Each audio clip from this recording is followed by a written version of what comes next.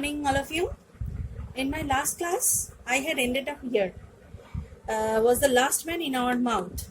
That means we had just been speaking of your honor. Next, Antonio. Shylock albeit, I neither lend nor borrow, by taking nor by giving of excess. Yet, to supply the ripe wants of my friend, I will break a custom. And now Bassanio, to Bassanio he is speaking, is he yet possessed? How much ye would? That means Antonio is telling Shylock that I never had taken money from anyone, or neither I had given anyone money in lending. But when my friends are in need, I always give them my support, whether it is money or mental support or like anything. And now Antonio is inquiring Bassanio that he possessed the money which you want from him. Then Shylock is talking, 3,000 ducats. Oh, 3,000 ducats you are talking about.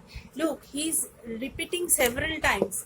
That means he is just chalking out the plan, how to trap Antonio. Focus here. And for 3 months, Antonio is giving more details here that we are taking the money for 3 months. Now Shylock, I had forgot 3 months. Oh, I had forgot. That's not truth. You told me so. Well then, your bond and let me see, but here you, me thought you said you neither lend nor borrow. That means you have told earlier that you don't lend money to anyone or you don't borrow money from anyone. So I have to think twice before giving you the money. Upon advantage. Antonio, I do never use it. I never do it so before. That is why I am talking like this. Shylock, when Jacob grazed his uncle Laban's sheep, this Jacob from our holy Abraham was, as his wise mother wrought in his behalf, the third possessor. He was the third. So Shylock is giving the reference from Bible. So that is very much weird because Shylock was not a Christian. Shylock was a Jew and he is giving the reference from the Bible. He is telling that according to Bible, when Jacob tended his uncle Laban's sheep, Jacob, was the descendant of Abraham, our holy man, and his mother had clearly walked on his behalf. His mother was a very crafty lady, so that he became the third owner of the family property. That is Abraham's estates. Abraham was no son, so that is why he was the heir. So Antonio, and what of him? Did he take interest? But what do you want to say? Did he take interest from anyone? Why do you giving the reference of Jacob? So Shylock, no, not take interest, not as you would say. Directly, in interest, mark what Jacob did. So you must notice what Jacob did. When Laban and himself were compromised, that all the inlings which were strict and pied should fall as Jacob's ire. This was a way to thrive, and he was blessed. And thrift is blessing if men steal it not. So according to Bible, Shylock is telling that no, he did not take interest directly. But see what Jacob did. When Laban and Jacob entered into an agreement, it was decided that all the spotted lambs to be born would be Jacob's share, if there any spotted or striped lambs were born. Then in autumn, when the rams and ewes came together, the clever Jacob stripped the bark from some twigs and placed it in front of the ewes. And in time they gave birth to many colored lambs, all of which were to belong to Jacob. So that was crafty. That was a crafty deed. Such was the way of increasing his profit to become rich and prosperous. So profit is always a blessing as long as one does not steal it.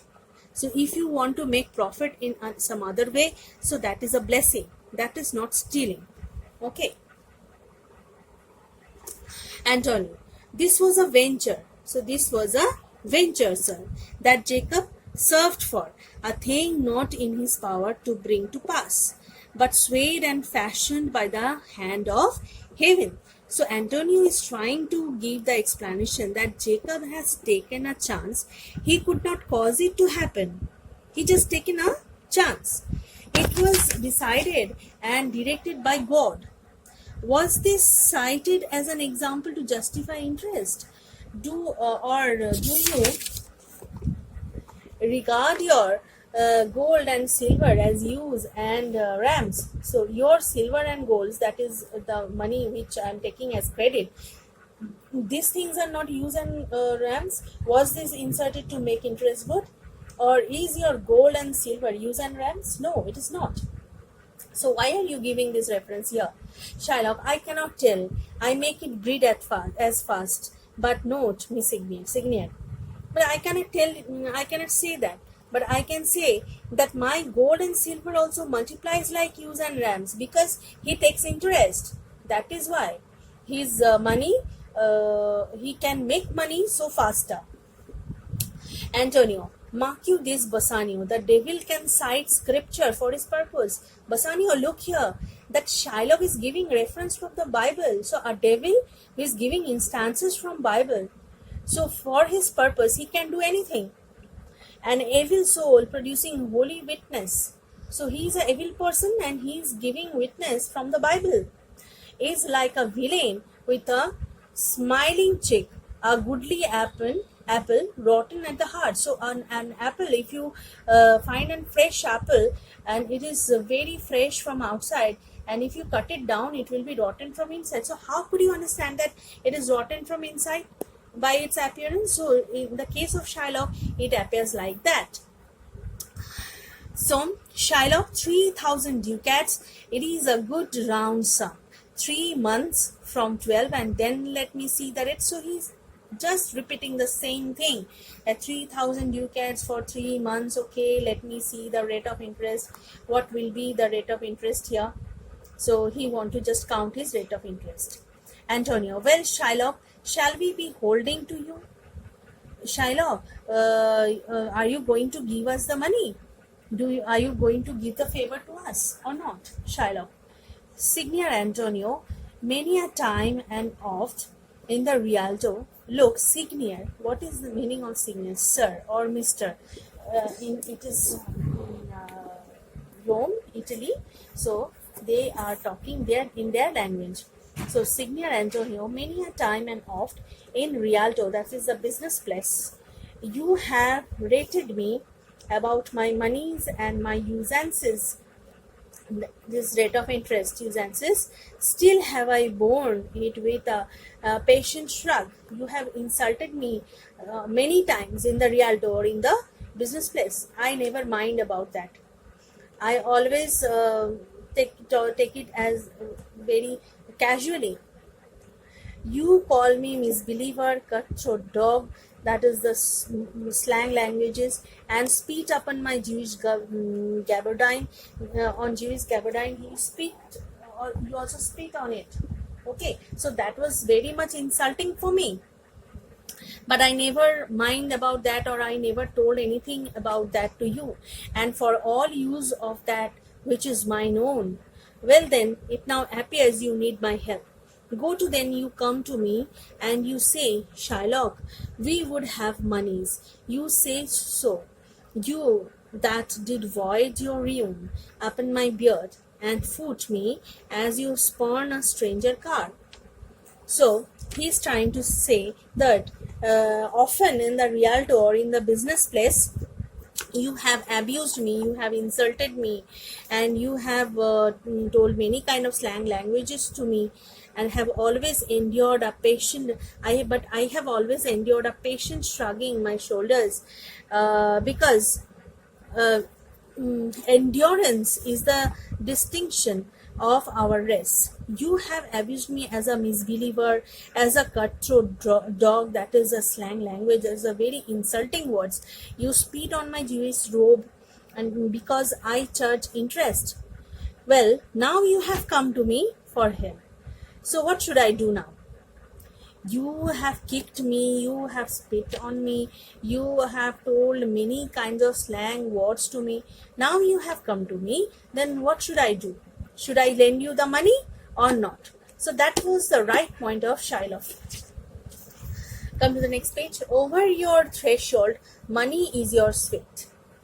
Your interest is money. You have come here to take money. So does a dog have money? You called me dog and you came to a dog to take money. So does a dog have money? What should I say to you? Should I not say, hath a dog money? A car can lend, car that means a dog, can lend 3,000 ducats. So why have you came to me?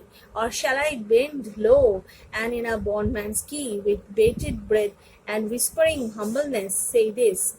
Fear, sir, you spit on me on Wednesday last, you spurn me such a day, another time you call me dog, and for these curses I will lend you thus much monies.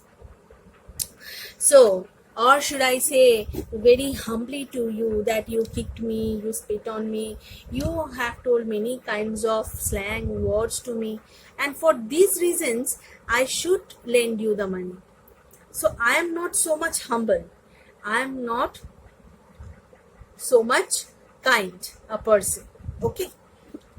Now Antonio, I am as like to call thee so. So look how much confident Antonio is here.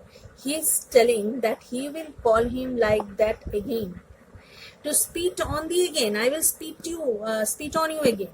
To spurn thee too, I will spit on you, I will push you aside. If you lend money, if thou wilt lend this money, lend it not as to thy friends. Don't give it like friends. Don't give this money to me as your friend. Give this money to me as your foe or your someone like your enemy. For when did friendship take a breed for barren metal for his friend? But lend it brother to thine enemy, who if the break thou mayest with better face exact the penalty. If I fail to repay the money at the exact time, at the scheduled time, see that you can realize it with the least hesitation, and you can charge me with forfeiture. Shiloh, why, look you, how you storm. I would be friends with you and have your love. Forget the shames that you have stained me with. Supply your present wants and take no doit of usance for my monies. And you will not hear me. This is kind I offer. So Shiloh is trying to tell that, well now, see you are getting angry for nothing.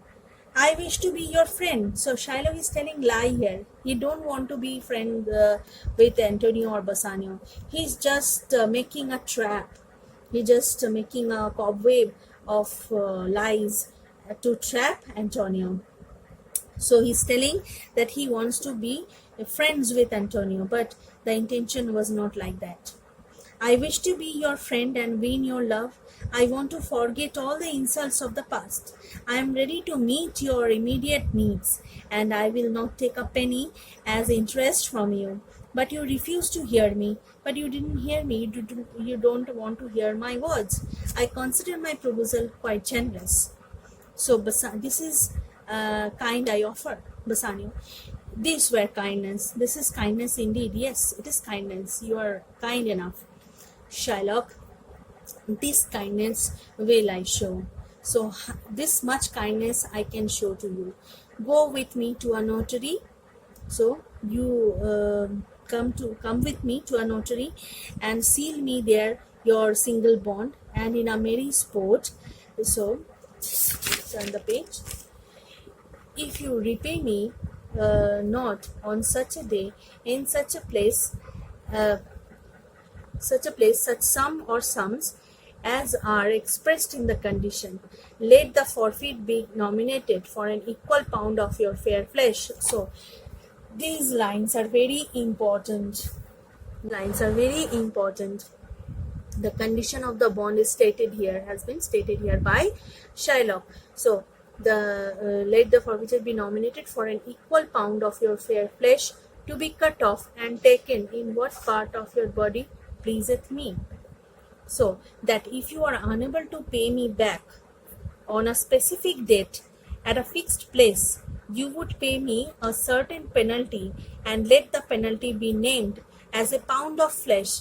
Pound of flesh of whom? Pound of flesh of Antonio. He will cut a pound of flesh from Antonio's body, and the part which pleases Shylock.